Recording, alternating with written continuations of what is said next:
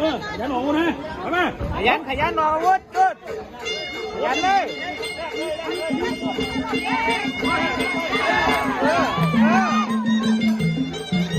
เจ็บขาเลยจุดเจ็บขาเลยจุด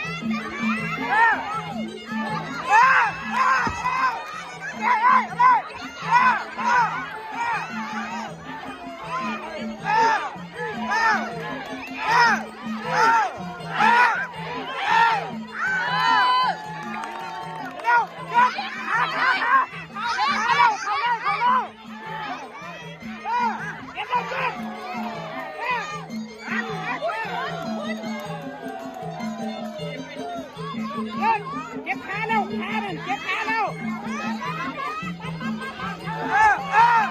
ยัด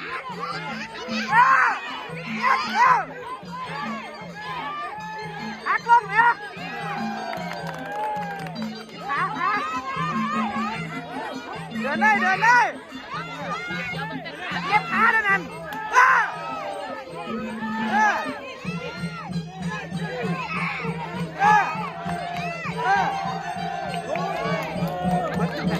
โอ้โห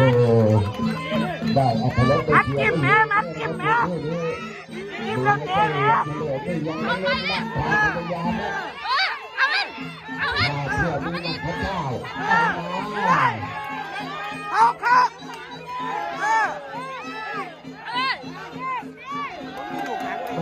สู่ยุคตาเหมือนกันครับบัญชโลมเย็นกันทั้งหมดเลยไม่เล่า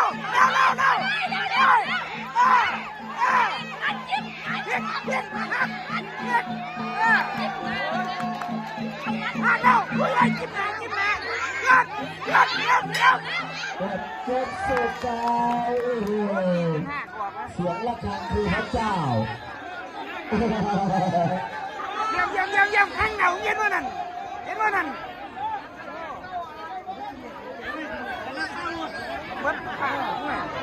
รวบรวมแล้วก็ชูไปทุกแรงครับ